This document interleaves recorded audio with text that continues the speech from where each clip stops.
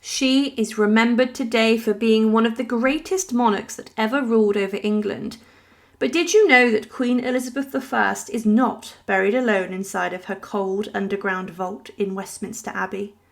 In fact, you could even say that Elizabeth I invaded the burial vault of another queen, one who was closely related to her, and also who is known for being her brutal and bloody ruler over the nation.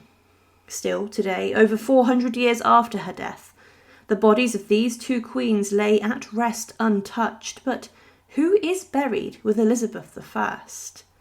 Queen Elizabeth I died on the 25th of March 1603 inside of Richmond Palace. She'd been ill for some time and she'd given up on her life and was tired of it. Many of her friends had passed away and died, leaving her alone, and this caused great upset for Elizabeth. Following her death, her remains were embalmed against her wishes, as her vital organs, such as her heart and intestines, were cut from her body and were placed inside of a lead casket. But the funeral procession then made its way by barge and then rode to Westminster Abbey, where the great Tudor Queen, who was known as Gloriana, would be buried. She was actually, to begin with, interred inside of a different tomb and burial vault, one which was considered a great honour of importance.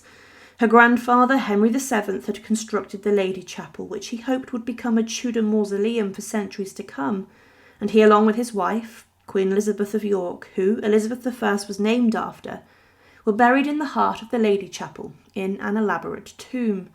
Because of her role and importance at the time, the burial vault of Henry VII and Elizabeth of York was opened to allow the body and coffin of Elizabeth I to be buried and interred inside of here.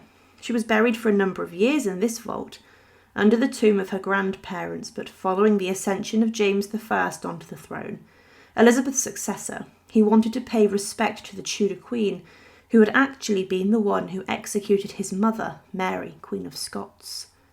He ordered a special tomb to be made of the final Tudor Queen, and shockingly, this was erected and built over the burial place and vault of Mary, Queen Mary I, who is remembered in history as Bloody Mary.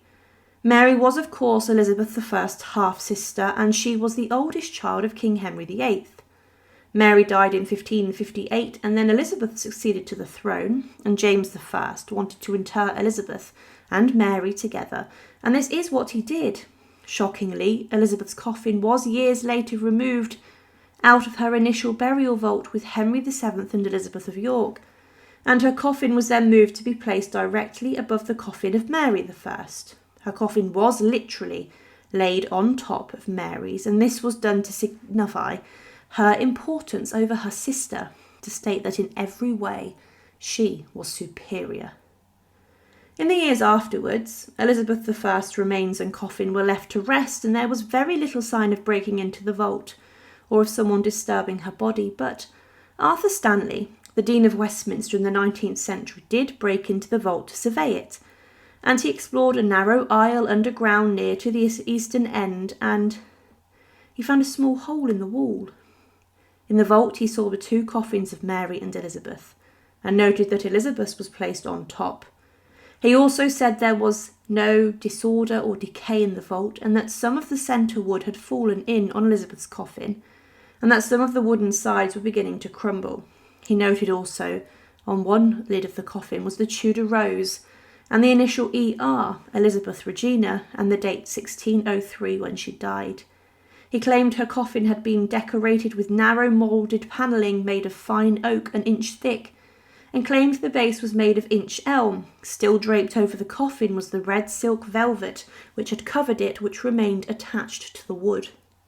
So today, Elizabeth I, over 400 years after her death, lies directly on top of the coffin of her half-sister Mary I.